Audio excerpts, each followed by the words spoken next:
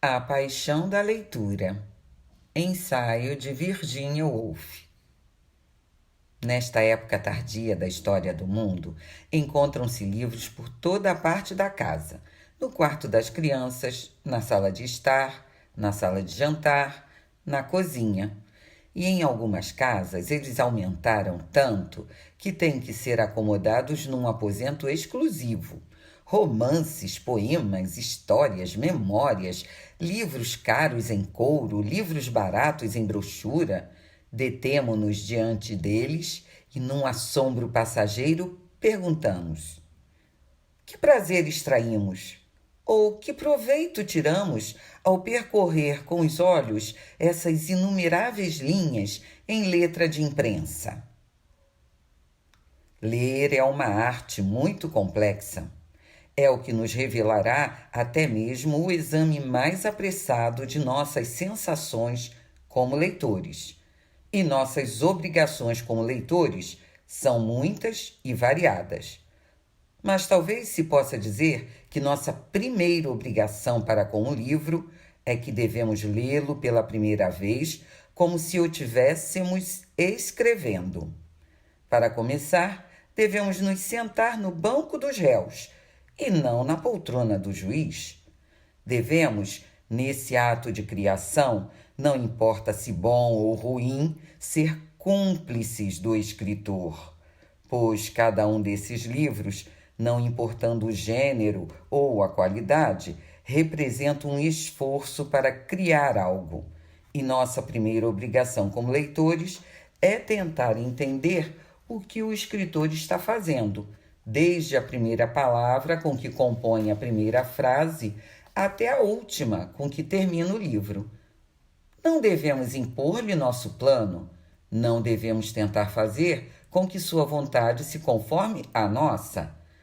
Devemos deixar que Defoe seja Defoe e que Jane Austen seja Jane Austen, tão livremente quanto deixamos que o tigre tenha seu pelo e a tartaruga sua carapaça. E isso é muito difícil, pois uma das qualidades da grandeza consiste em deixar que o céu e a terra e a natureza se conformem à visão que lhes é própria. Os grandes escritores exigem, assim, que façamos frequentes e heróicos esforços para lê-los corretamente. Eles nos vergam, eles nos quebram.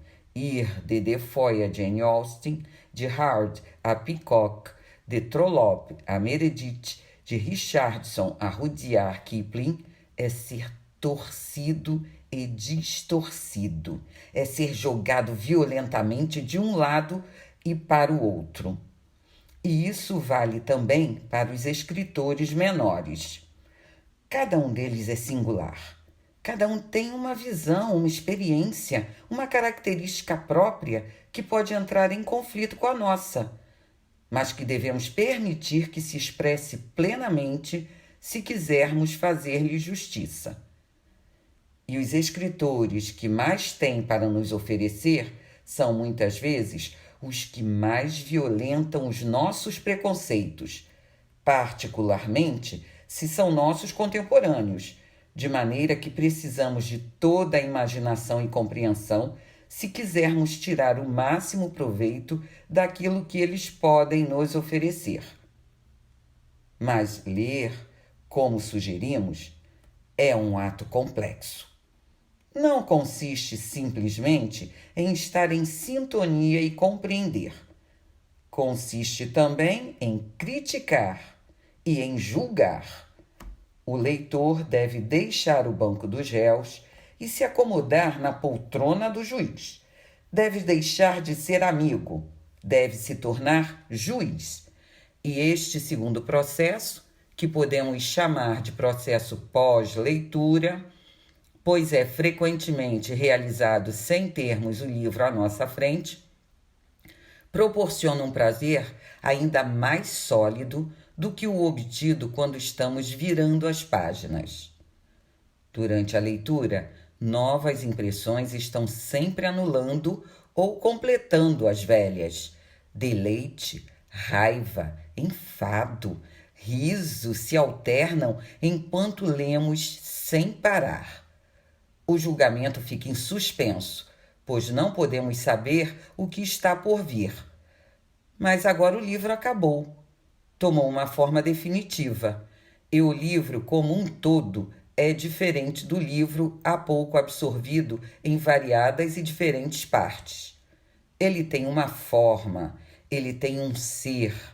E essa forma, esse ser, pode ser retido na mente e comparado com a forma de outros livros, e se lhe pode atribuir o seu próprio tamanho e insignificância em comparação com os deles. Mas, se esse processo de julgar e decidir está cheio de prazer, está também cheio de dificuldades. Não se pode esperar muita ajuda do exterior. Críticos e resenhas críticas abundam, mas ler as opiniões de outra mente não ajuda muito quando a nossa ainda está fervendo de um livro que acabamos de ler. É só depois que formamos nossa opinião que as opiniões dos outros se mostram mais esclarecedoras. É quando podemos defender nosso próprio julgamento que obtemos o máximo do julgamento dos grandes críticos, os Johnson, os Dryden e os Arnold. Para que possamos tomar nossa decisão, a melhor forma de ajudarmos a nós mesmos é, primeiro, compreender tão completa e exatamente quanto possível a impressão que o livro deixou e, depois, comparar essa impressão com as impressões que formulamos no passado. Elas estão ali, penduradas no armário da mente. As formas dos livros que já lemos, como roupas que tiramos e penduramos à espera da estação adequada. Assim, se acabamos de ler pela primeira vez, digamos, Clarice Halloway, nós o pegamos e deixamos que se mostre contra a forma que continua em nossa mente desde que lemos Anna Karenina.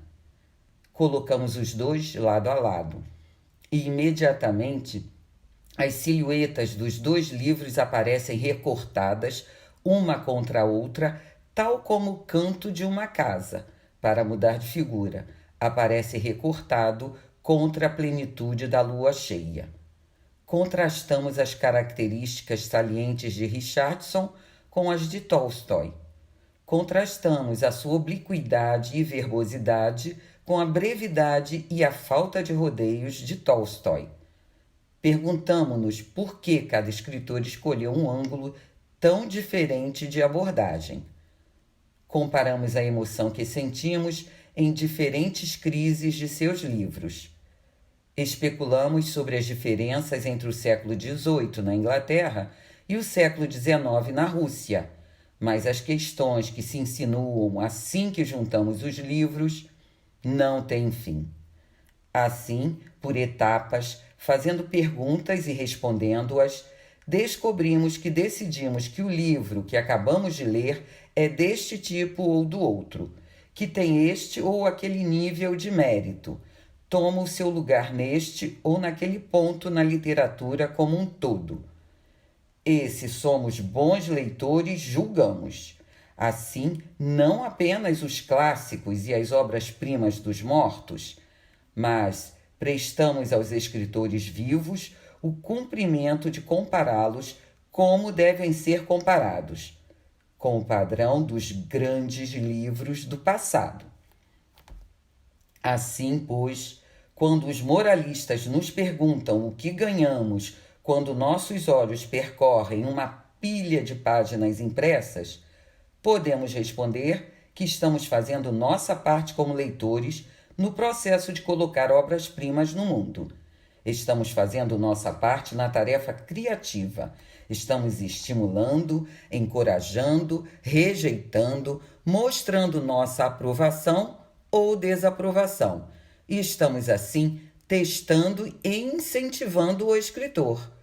Esta é uma das razões para se ler livros. Estamos ajudando a trazer livros bons ao mundo e a tornar os ruins impossíveis. Mas essa não é a real razão. A real razão continua inescrutável. A leitura nos dá prazer.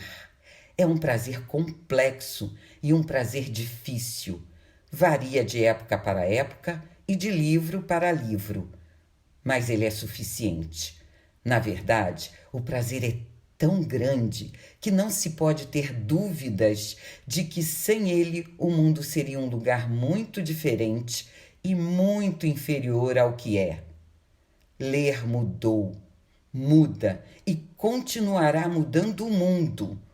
Quando o dia do juízo final chegar e todos os segredos forem revelados, não devemos ficar surpresos ao saber que a razão pela qual evoluímos do macaco ao homem e deixamos nossas cavernas e depusemos nossos arcos e flechas e sentamos ao redor do fogo e conversamos e demos aos pobres e ajudamos os doentes, a razão pela qual construímos, partindo da aridez do deserto e dos emaranhados da floresta, abrigos e sociedades, é simplesmente esta: nós desenvolvemos a paixão da leitura.